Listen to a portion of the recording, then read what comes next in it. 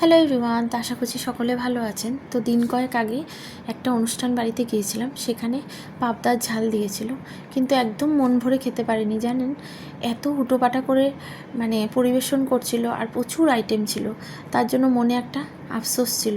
তাই আজকে যখন বাজার থেকে পাবদা মাছ নিয়ে এসছে, তখনই মনে মনে ভেবে নিয়েছিলাম যে আজকে অনুষ্ঠান বাড়ির স্টাইলে পাবদা মাছ রান্না করব। তো তার জন্য প্রথমেই কড়াইয়ে সর্ষের তেল গরম করে দিয়ে দিলাম লবণ, দিয়ে খুব ভালো করে তেলটা কড়াইয়ের গায়ে লাগিয়ে দিলাম। এবার পাবদা মাছগুলো আগে থেকে লবণ হলুদ আর সর্ষের তেল মাখানো ছিল, এবার ভাজার জন্য দিয়ে দিচ্ছি। তো পাবদা মাছ যেহেতু খুব ফাটে, তার জন্য সর্ষের তেল মাখিয়ে রেখেছিলাম। সর্ষের তেল মাখালে মাছগুলো ভাজার সময় কম ফাটবে। তো মাছটা একটা সাইড ভাজা হয়ে এসছে, এবার আস্তে করে উল্টে দিচ্ছি।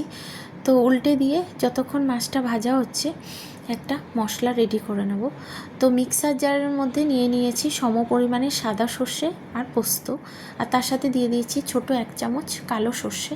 এবার এটাকে একটুখানি ঘুরিয়ে একটা ডাস্ট রেডি করে নিলাম। তো ডাস্টের মধ্যে এবার দিয়ে দিলাম 6টা কাঁচা লঙ্কা স্বাদ অনুযায়ী, আর দিয়ে দিলাম বেশ কিছুটা পরিমাণ ধনেপাতার ডাঁটি, দিয়ে একটুখানি জল দিয়ে একটা মিহি পেস্ট তৈরি করে নিচ্ছি। ঝালটা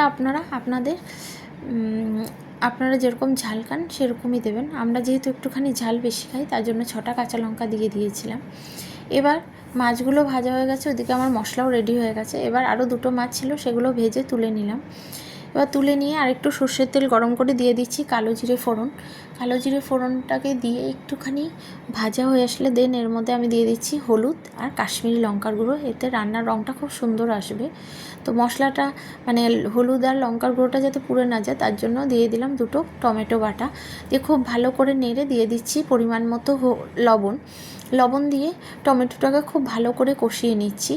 টমেটোর কাঁচা গন্ধটা যাতে খুব তাড়াতাড়ি চলে যায়, তার জন্য খুব ভালো করে নেড়ে চেড়ে এবার টমেটো থেকে তেল ছাড়তে শুরু করেছে, দিয়ে দিলাম সর্ষে পোস্তর পেস্টটা। দিয়ে খুব ভালো করে নেড়ে নিচ্ছি 1 মিনিট মতো। 1 মিনিট মতো নেড়ে নিয়ে এবার এর মধ্যে দিয়ে দিচ্ছি পরিমাণ মতো জল।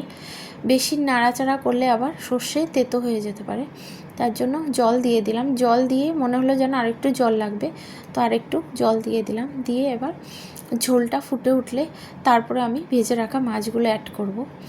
তো কথা বলতে বলতে ঝোলটা ফুটে উঠেছে, এবার ভেজে রাখা পাবদা মাছগুলো দিয়ে দিচ্ছি।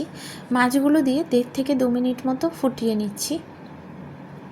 তো 1.5 থেকে 2 মিনিট মতো ফুটে উঠেছে আর তেলটা ওপর থেকে ভেসে উঠেছে। এবার দিয়ে দিলাম একটুখানি জাগেরি পাউডার, যেহেতু 2টো টমেটো বাটা দিয়েছিলাম।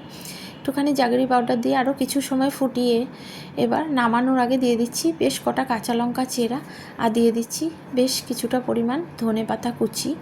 দিয়ে আর বেশি ফোটাবো না, তাতে ধনেপাতার গন্ধটা চলে যেতে পারে, তার জন্য একটুখানি নেড়ে চেড়ে গ্যাস অফ করে দিলাম।